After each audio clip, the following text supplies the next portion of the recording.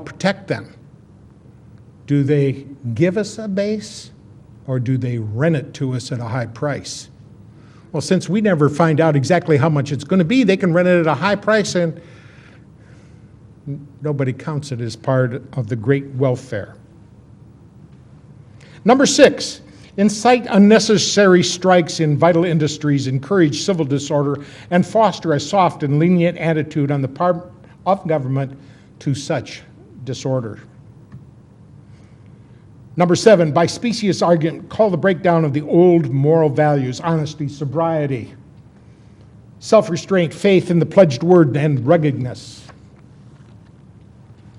So those are the 7 reasons they wanted to get a hold of means of publicity so they could implement that. And number C of the communist rules of revolution, cause the registration of all firearms on some pretext with a view to confiscating them and leaving the populace helpless.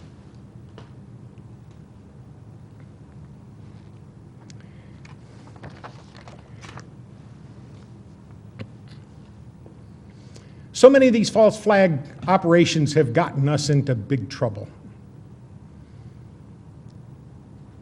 We know now that ship, I think it was the Maine, that was sunk down there in Cuba. We were told it's because the Spanish had mined the harbor, but we now know that the explosion took place inside the ship. It was all the excuse they needed to go attack and wage war against Spain. We see so many of those false flag operations. World War II, it was Pearl Harbor. It wasn't a false flag operation, but it was sure close to it. It was pretending like we're just innocent people standing here when 6 months before Pearl Harbor, our government froze all Japanese money in banks. Any way you look at it, that's theft.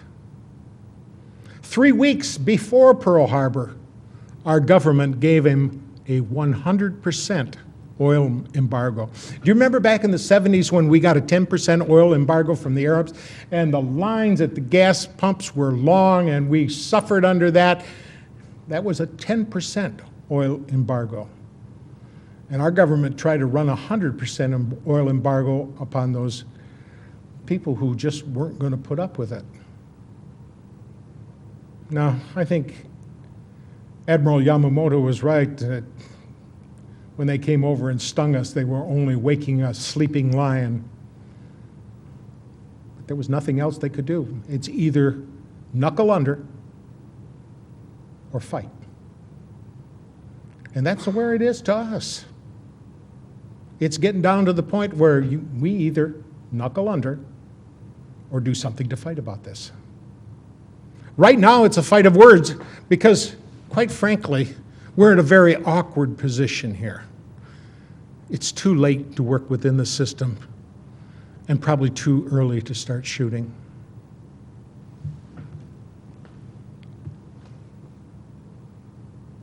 And I think there's a whole lot of us here in America that really and truly are gutless. And it's only going to be the land of the free as long as it's the home of the brave.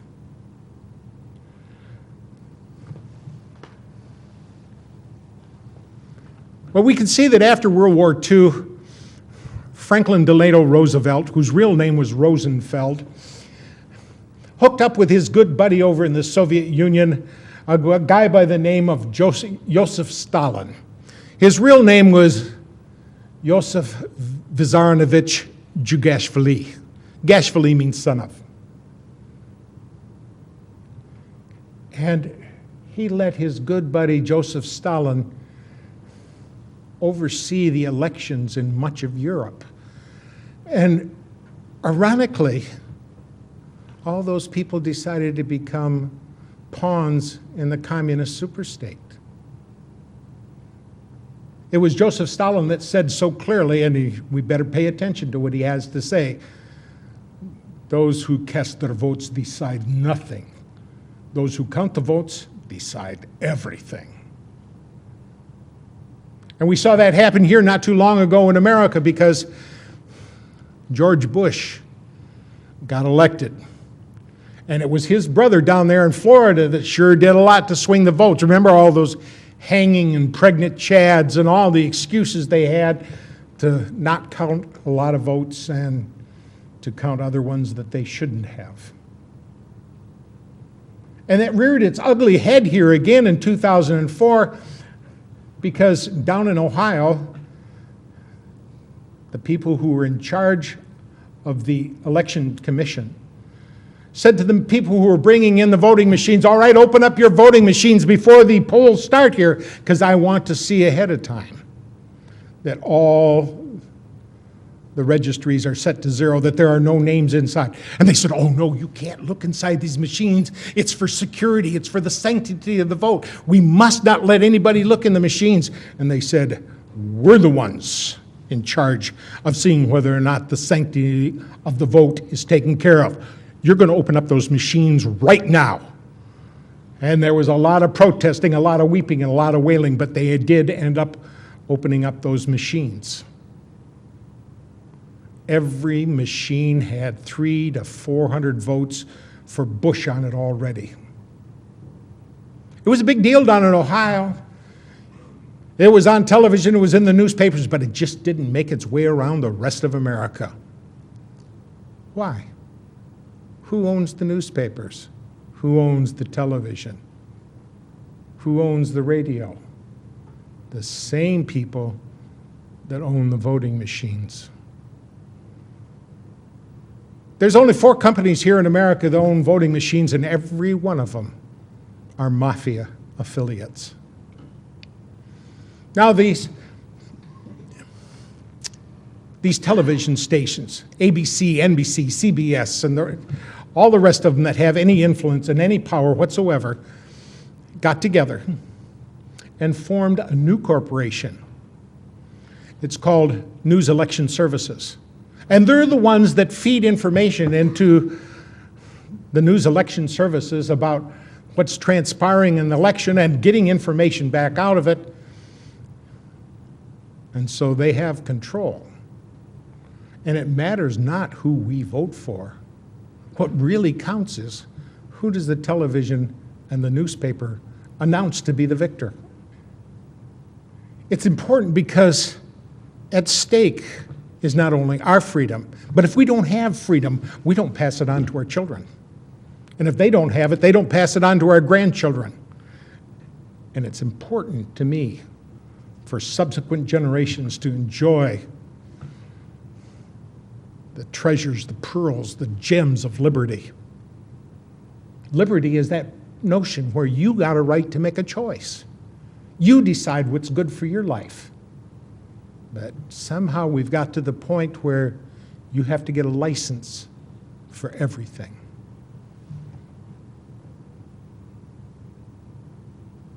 But as long as the people don't speak up, as long as we don't do what's necessary to inform the others around us, as long as we act lethargically rather than robust and animated champions of liberty, it'll slip right through our fingers. I have to ask you, are you willing to crank it up? Are you willing to pass out more DVDs? Are you willing to talk to more people? Are you willing to do what's necessary to safeguard our Constitution? For it was, I think it was Daniel Webster that said, safeguard your Constitution, for miracles do not cluster. What has happened once in 6,000 years may never happen again.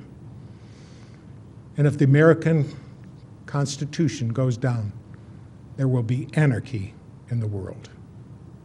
Let's safeguard it like it's precious. Thank you.